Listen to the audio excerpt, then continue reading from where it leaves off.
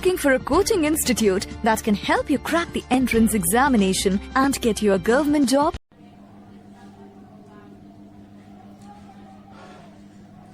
Good morning, dear students. I'm Anurag Kumar. Welcome to my new YouTube channel, The Root Classes. तो dear students, हम लोग आज पढ़ेंगे class 12 की chemistry. कौन सा? वो भी फ्रैक्शंस। तो हम लोग इनऑर्गेनिक से स्टार्ट करेंगे और स्टार्ट करेंगे आज हम P block elements. P block elements में हमें पढ़ना क्या है?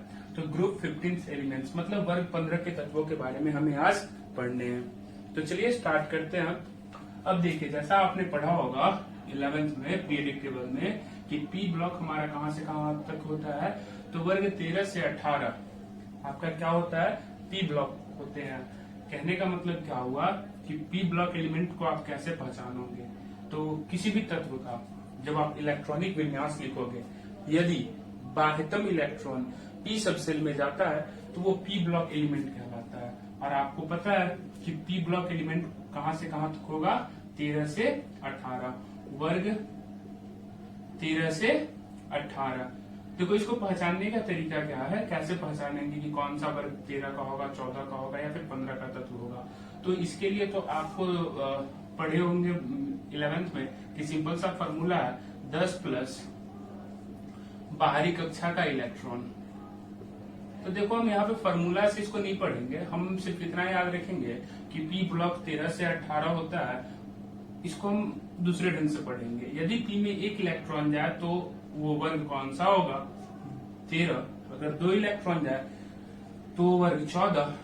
पी में 3 इलेक्ट्रॉन है तो वो वर्ग 15। पी में 4 इलेक्ट्रॉन है तो वो वर्ग 16। पी में 5 इलेक्ट्रॉन है तो वो वर्ग 17। पी में 6 इलेक्ट्रॉन है तो वो वर्ग क्या कहलाता है?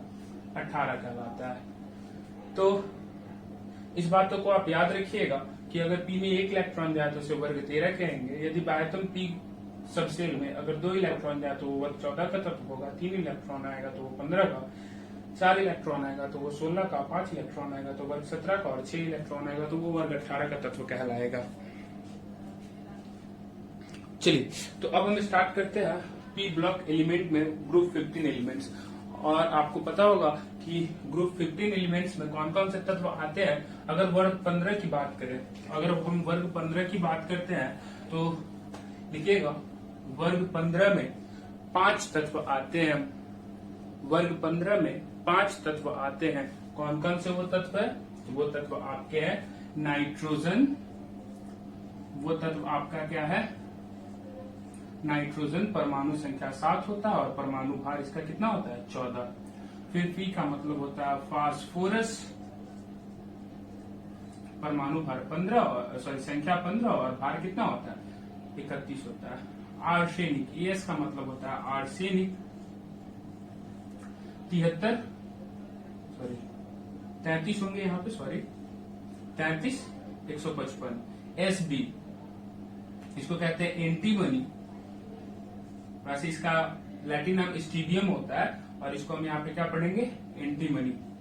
बीआई की बात करें तो ये बिस्मथ होता है। तो आप इसे याद रखिएगा। ये भी क्वेश्चन आपसे पूछ लिए जाते हैं कि कौन सा तत्व आपका वर्ग 15 का तत्व है या फिर 16 का तत्व है या फिर 17 का तत्व है। तो आपको एलिमेंट्स याद करने होंगे कि कौन कौन सा एलिमेंट्स ग्रुप 15 एलिमेंट्स है। तो याद रखो, आप मेरे साथ इसको रिपीट करो।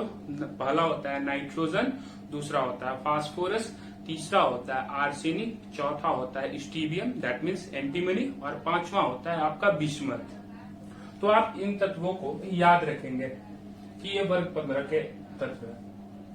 अब हम पढ़ते हैं वर्ग 15 के तत्वों का इलेक्ट्रॉनिक कॉन्फ़िगरेशन क्या होगा, इलेक्ट्रॉनिक विन्यास क्या होगा इन तत्वों का। तो आप याद करो।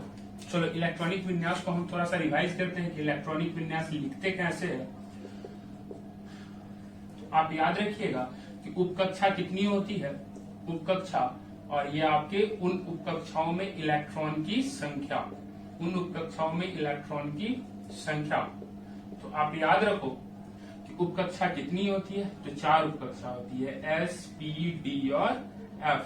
अगर उपकक्षा की में इलेक्ट्रॉन की बात करें तो एस में 2 इलेक्ट्रॉन मैक्सिमम आते हैं, पी में मैक्सिमम 6, डी में 10 और एफ में 14। ये मैक्सिमम पॉसिबिलिटीज है इलेक्ट्रॉनों की, कि एस में एस सब सेल में 2 इलेक्ट्रॉन, पी सब सेल में 6 इलेक्ट्रॉन, डी सब सेल में 10 इलेक्ट्रॉन और एफ सब सेल में 14 इलेक्ट्रॉन आते हैं। जल्दी से आप इसे नोट कर लो रफ पेज में, कहीं पे साइड में रफ पेज में तेजी से नोट कीजिए इसको, फिर आगे बढ़ते हैं।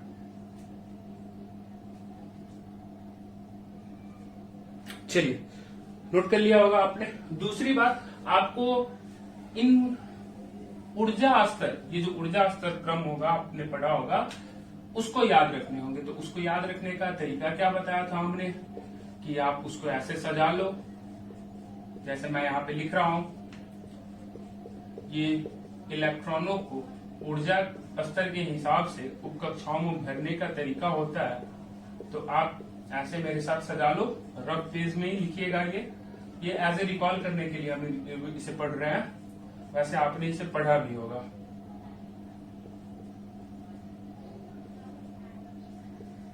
चलो, अब हमेशा आपको ऊपर से नीचे की ओर आना है, तो इसे आप याद रखोगे। तो देखो, पहले आपको क्या मिलेगा, तो 1s, s में मैक्सिमम 2 इलेक्ट्रॉन, 1s के बाद 2s, 2s में मैक्सिमम 2 इलेक्ट्रॉन, फिर 2s के बाद क्या आती है 2p, 2p में 6 इलेक्ट्रॉन, फिर 3s, फिर 3p 6, फिर 4s2, फिर 3d 10। ये इसी सीरीज के हिसाब से मैं लिख रहा हूँ। 3d 10 के बाद क्या हुआ 4p, p में हमें पता है कि 6 इलेक्ट्रॉन आते हैं।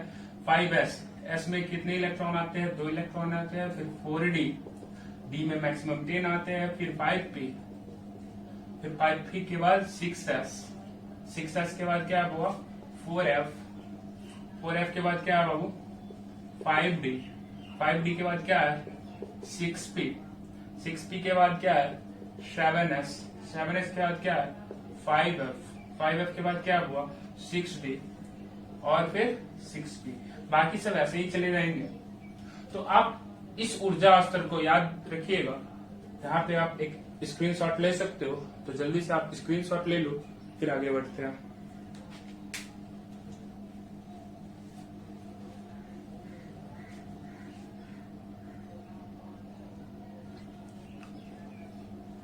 चलिए, आपने स्क्रीनशॉट ले लिया होगा। अब हम इलेक्ट्रॉनिक कॉन्फ़िगरेशन देखते हैं कि इन सारे तत्वों का क्या होगा। देखो, इलेक्ट्रॉनिक विन्यास, नाम से ही स्पष्ट है कि हमें किसका क्या लिखना है, इलेक्ट्रॉन के बारे में लिखना है। विन्यास कैसा होगा वो बताना है। तो आपको पता होगा कि अगर कोई तत्व उदासीन है, उदासीन कहने का मतलब अगर उस तत्व पे कोई प्लस माइनस चार्ज नहीं है, तो जितनी परमाणु संख्या होती है नीचे वाला, उतना ही आपका प्रोटॉन का संख्या होता है और उतनी ही आपकी इलेक्ट्रॉन की संख्या होती है। अगर हम आपसे पूछे कि नाइट्रोजन में टोटल कितने प्रोटॉन होंगे, तो आप क्या बताओगे कि नाइट्रोजन की परमाणु संख्या 7 तो है, तो प्रोटॉन आपके कितने होंगे 7 होंगे। और चूंकि ये न्यूट्रल एटम है, इस पर कोई प्लस माइनस चार्ज नहीं है, तो इलेक्ट्रॉन अभी कितने होंगे, इलेक्ट्रॉन भी आपके 7 होंगे। तो यहाँ तक कोई क्लियर प्रॉब्लम नहीं है, क्लियर है। तो चलो, अब हमें 7 इलेक्ट्रॉन को सजाना है विन्यास के रूप में। तो देखो, ये आप सीरीज याद रखो, इसी सीरीज को हम यहाँ पे लिखेंगे और देखेंगे। तो 7 इलेक्ट्रॉन के बारे में लिखना है। तो देखो, सबसे पहले इलेक्ट्रॉन जाता है कहाँ, तो 1s 2 में, फिर जाता है कहाँ हुआ 2s 2 में, फिर कहा जाता है 2p 6। तो क्या यहाँ पे 6 लिखना उचित है क्या, नहीं, यहाँ पे 6 हम नहीं लिखेंगे, क्योंकि हमारे पास टोटल इलेक्ट्रॉन कितने हैं 7, और आपने कितने का लिख लिया 4 का लिख लिया। अभी भी आपके कितने इलेक्ट्रॉन बचे हुए हैं 3। यहाँ पे हमारे पास 6 इलेक्ट्रॉन नहीं है, यहाँ पे हमारे पास कितने इलेक्ट्रॉन है 3 इलेक्ट्रॉन है। तो यहाँ पे हम कितना डालेंगे 3। और मैंने आपको बताया था कि यदि p बाह्यतम p सबसेल में अगर 3 इलेक्ट्रॉन आते हैं, तो वो कौन सा ब्लॉक एलिमेंट होता है, तो ग्रुप 15 एलिमेंट होता है। तो ऐसे भी हम चेक कर सकते हैं इसको। तो चलो, फास्फोरस का लिखते हैं, थोड़ा बताओ हमें कि क्या होगा।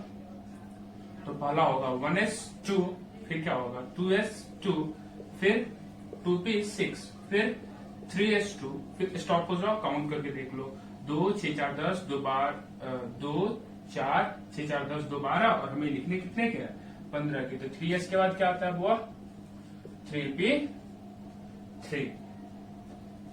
वैसे ही आर्सेनिक का हम लोग लिखते हैं 1s2, 2s2, 2p 6, 3s2, 3p 6, 4s2, 3d 10, 3d10 के बाद क्या 4p3। बात समझ में आ गई।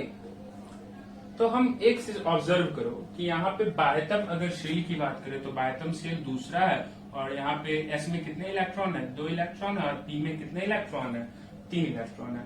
अगर फास्फोरस में बाह्यतम शेल पूछे तो आप बताओगे कि सर यहाँ पे 3s है और 3p है, एस में 2 इलेक्ट्रॉन है और पी में कितने इलेक्ट्रॉन है। अगर हम यहाँ पे बाह्यतम शेल की बात करेंगे तो यहाँ 3d मत कह दीजिएगा, 3d और 4p नहीं है। यहाँ पे बाह्यतम शेल क्या होगा 4s और 4p। तो आप ऑब्जर्व कर रहे हो कि जितने भी तत्व हैं यहाँ पे वर्ग 15 में, उन सब के बाह्यतम शेल की बात करें तो एस में 2 इलेक्ट्रॉन है और पी में 3 इलेक्ट्रॉन है। तो आप वैसे ही कंटिन्यू करोगे तो एंटीमनी में भी आपको मिलेंगे 5s2 और 5p3, और बिस्मथ में आपको क्या मिलेगा, ऐसे ही जब आप लिखोगे आगे कंटिन्यू करोगे तो 6s2 और 6p3। आप इन दोनों का विन्यास, ये जो चार्ट ऊर्जा स्तर है, इसकी सहायता से आप इन दोनों का विन्यास क्या करना लिख लेना। चलो नोट कर लो इसे जल्दी से, फिर आगे बढ़ते हैं।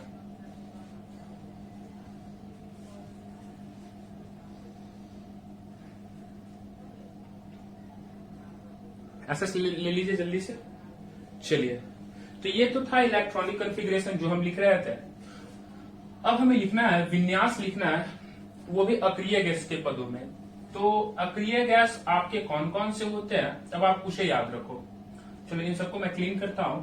अब हमें विन्यास लिखना है, अक्रिय गैस नहीं कहेंगे, अब उन्हें उत्कृष्ट गैस कहेंगे, नोबल गैस कहेंगे।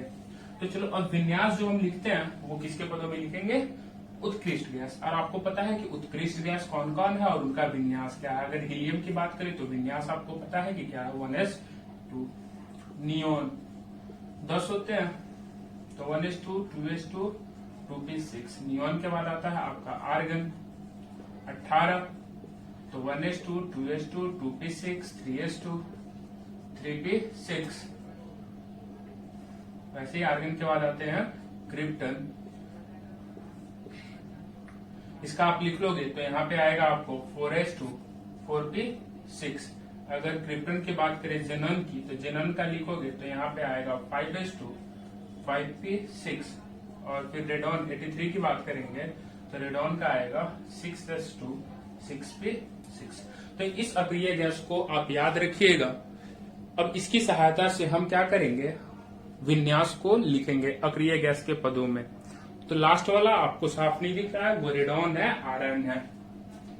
चलो रेडॉन है। तो चलिए हम विन्यास लिखते हैं। तो आप पहले इसको ऐसा से ले लो, मैं साइड हो जा रहा हूं, आप स्क्रीनशॉट ले सकते हो। चलो अब हमें देख लो इन सारे को अक्रिय गैसों के पदों में लिखना है। तो कैसे लिखते हैं इसको देखो। पहले नाइट्रोजन की बात कर ले तो परमाणु संख्या इसका कितना है 7 है। तो आप बताओ 7 से पहले आपका अक्रिय गैस कौन सा है, हीलियम है। हीलियम है तो हीलियम की परमाणु संख्या कितनी है 2 है। तो यहाँ पे हमने बिग ब्रैकेट के अंदर लिख लिया 2। इसका मतलब हमने 2 इलेक्ट्रॉन 1s2 तक लिख लिया। अभी भी हमारे पास कितने इलेक्ट्रॉन है 5 इलेक्ट्रॉन है। तो उसको कैसे लिखेंगे, तो 1s2 के बाद क्या आएंगे 2s2 और 2p3। हमने बताया था कि वर्ग 15 में जितने भी तत्व हैं उनके बाह्यतम कक्षा में s में 2 और p में कितने इलेक्ट्रॉन आते हैं 3 आते हैं। फास्फोरस की बात करें तो फास्फोरस का परमाणु संख्या 15 है। तो आप बताओ 15 से पहले कौन सा अक्रिय उत्कृष्ट गैस है, तो वो आपका नियोन है। तो मतलब यहाँ अगर हमने बिग ब्रैकेट के अंदर नियोन को लिख लिया, मतलब हमने 10 तक लिख लिया।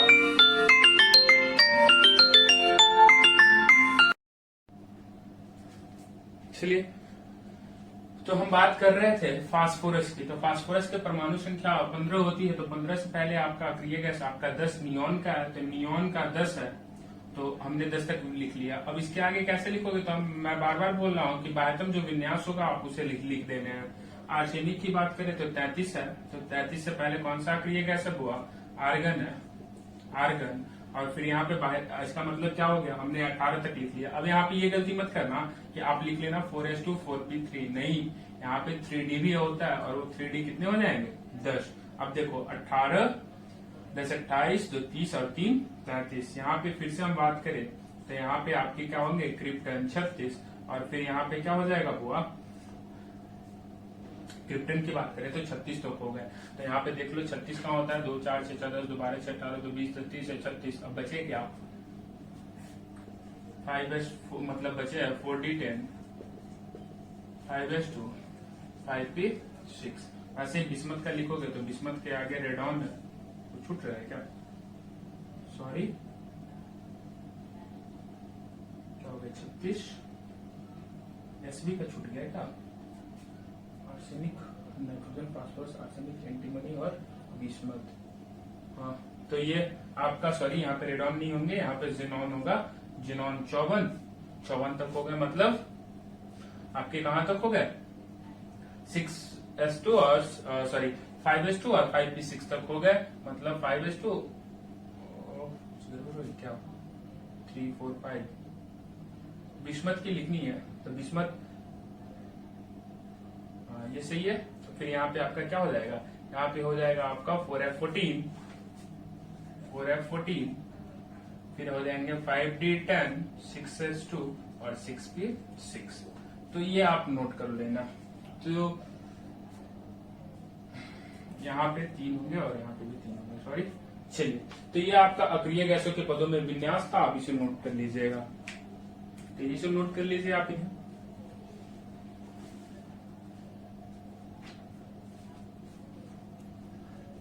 तो स्क्रीनशॉट ले लिया होगा आपने। चलिए तो ये थे इन तत्वों का विन्यास। दोनों पदों में मैंने देखा, एक पहले नॉर्मल विन्यास फिर उत्कृष्ट गैसों के पदों में। तो एक बात आप यहाँ से ऑब्जर्व कर रहे होगी कि बाह्यतम जो विन्यास होगा उसमें आपके एस में 2 इलेक्ट्रॉन जाते हैं और पी में कितने इलेक्ट्रॉन जाते हैं, 3 इलेक्ट्रॉन जाते हैं।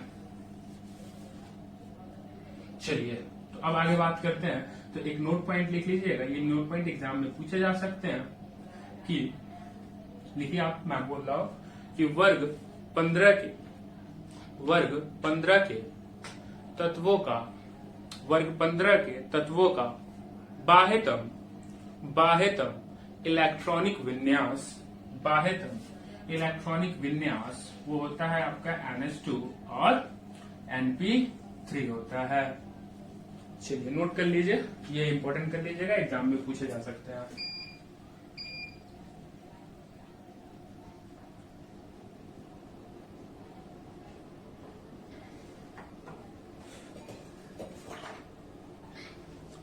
चलिए तो अब हम अपने नेक्स्ट टॉपिक की ओर मूव करते हैं और दूसरा हमारा टॉपिक होगा वो इन तत्वों की उपस्थिति के बारे में होगा कि नेचर में इनका भू प्रॉपर्टी पर जो अर्थ क्रस्ट है उन पे इनका ऑकुरेंस क्या क्या होता है, कितने परसेंटेज में होता है, किस तत्व का ऑकुरेंस ज्यादा होता है, किस तत्व का ऑकुरेंस कम होता है, उपस्थिति कम होती है, उन सब चीजों को हम यहाँ पे देखेंगे।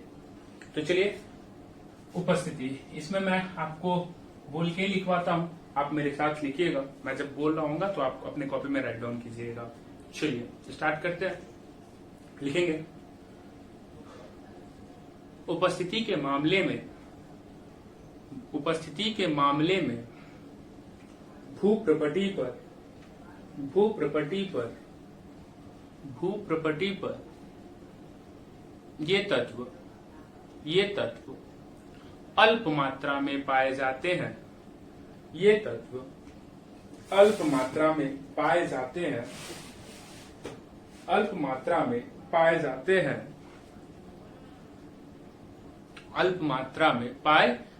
हैं। अपवाद फास्फोरस। चलो अब लिखना बंद करो और सुनो।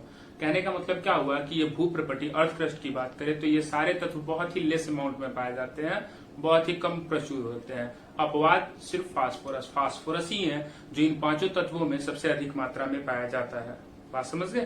तो चलो आगे बढ़ते हैं, लिखेंगे।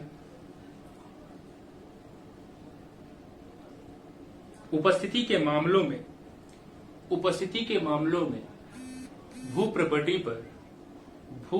पर नाइट्रोजन का स्थान 33वां है। यद्यपि वायुमंडल में नाइट्रोजन गैसीय रूप में सबसे अधिक 76% होता है, सबसे अधिक 76% होता है। पैराग्राफ चेंज करके लिखेंगे, भूप्रपटी पर उपस्थिति के मामले में फास्फोरस 11वें स्थान, ब्रैकेट में कर लीजिएगा, ब्रैकेट में आप कर लो 1120 ppm, ppm का मतलब पार्ट्स पर मिलियन, प्रति मिलियन भाग, 1120 ppm पाया जाता है। अगर नाइट्रोजन में आप लिखना चाहते हो तो नाइट्रोजन कितना ppm पाया जाता है, 19 ppm अर्थ क्रस्ट पे पाई जाती है। तो आप देख रहे हो कितना ज्यादा डिफरेंस है, मतलब फास्फोरस प्रचुर अमाउंट में है इन तत्वों की तुलना में। लिखेंगे अब कंटिन्यू, 1120 ppm पाया जाता है।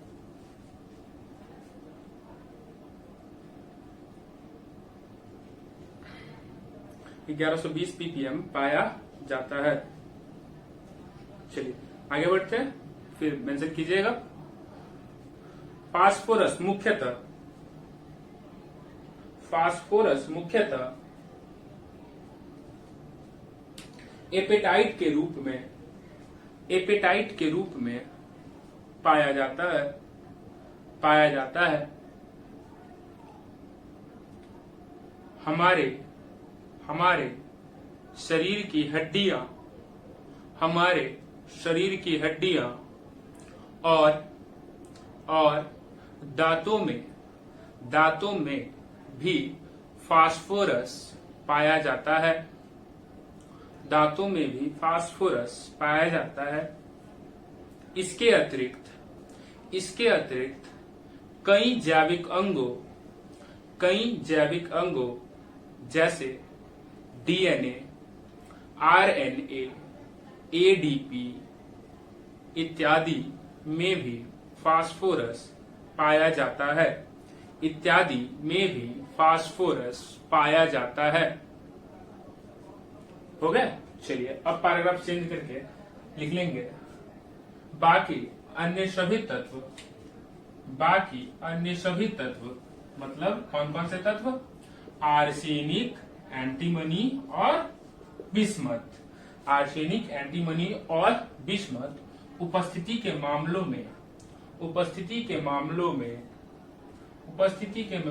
में क्रमशः 52वें, 64 तथा 71वें स्थान पर